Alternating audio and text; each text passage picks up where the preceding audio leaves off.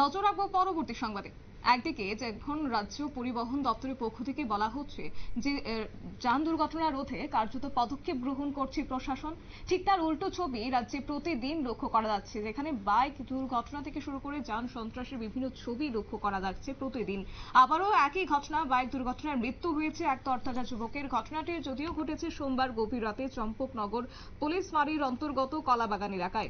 ঘটনার বিবরণে জানা গেছে, গভীর রাতে খাসিয়া দাস এলাকার বন্ধুর বাড়ি থেকে নিমন্ত্রণ খেয়ে বাড়ি ফেরার পথে চম্পকনগর পুলিশ ফাঁড়ির অন্তর্গত কলাবাগান এলাকায় দুর্ঘটনার কবলে পড়ে।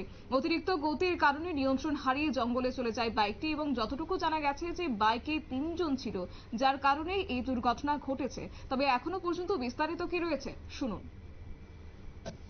ঘটনাটা কি হয়েছে?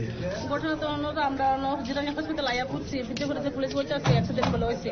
কালকে আমরা মানে রাত্রে সন্ধ্যার সময় আমরা ফোন করছি, আমরা কাকি বাড়ি আছি, দাদাও আছে, আমার বন্ধু আছে, মা রাত্রে আয়া ফোন করছে। এবার রাত্রে আমরা অপেক্ষা করতে করতে আমরা মোবাইলে রিচার্জ হয়ে যায়, ফোন করতে পারবে না, রাত্রে বেলা 12টার পর রিচার্জ হয়ে যাচ্ছে। তো আমরা তার ফোন খোঁজ খবর মানে করতে পারছি না। এবারে ওখানে আয়া করছি, তারা বলে অ্যাক্সিডেন্ট হয়ে করতেছে, মানে অ্যাক্সিডেন্ট কোনো ইয়ে নাই, কিন্তু এই কোমরের জায়গাটা পুরো হাঁটিটা মানে ভাঙিয়ে গেছে। এবারে ছুটের মধ্যে সব রক্ত পড়ছে, মুখ দিয়ে রক্ত পড়তেছে। এবারে এই সাইডে পুরো কালা মানে লাল হয়ে গেছে, কালো হয়ে গেছে। এবারে নাকের মধ্যে রক্ত আইছে, এবারে মুখের মধ্যে সারা মুখের রক্ত। এবারে একদিকে মাথাও একদিকে ঝাঁপাই না দাফাই না। কোন জায়গায় অ্যাক্সিডেন্ট হয়েছে? কোন জায়গায় কইছি তার বাবার কথা কইছি, পুলিশরা কইছে, আমি যে শুনছি না এই সময় তার বাবা লাগা কইছে, পুলিশ কথা কইছে। হ্যাঁ, যে মোটরসাইকেল চালাইছে, মোটরসাইকেল হ্যাঁ নিজের মোটরসাইকেল? হ্যাঁ, লোকে কে আছিল? বন্ধু আছে। কি নাম হ্যাঁ বন্ধু? বন্ধুর নাম সচিন দেববর্মা। সচিন দেববর্মা। তারা কই থেকে আইতে আসিল রাত্রে? তারা বন্ধুর বাড়ি থেকে আইছে। কোনখানে বন্ধুর বাড়ি? বন্ধুর বাড়ি হইছে ওই চম্পকনগর কাশিদাস। আচ্ছা, ওইখান থেকে আইতে আসিল। আপনাদের বাড়ি কোন জায়গা? আমরা বাড়ি হইছে এমনি বর্ধমান ঠাকুরপাড়া, খুমলুম। খুমলুম। আচ্ছা আচ্ছা, ঠিক আছে। কি করে আপনার ছেলে? আমার ছেলে সেকেন্ড ইয়ারে পড়ে। এবার নাম কি ওনার? ফরাং দেববর্মা। বয়স কত?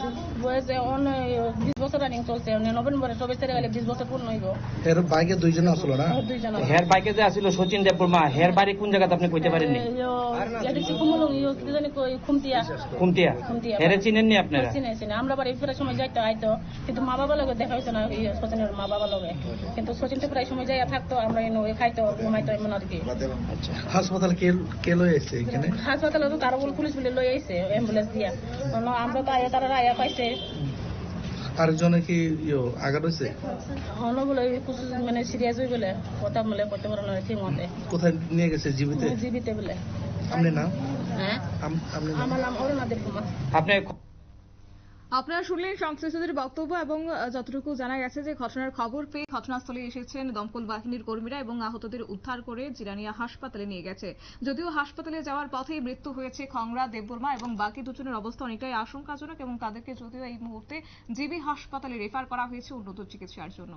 নিয়ে নিচ্ছে ছোট্ট একটি বিজ্ঞাপন বিরতির সঙ্গে থাকুন।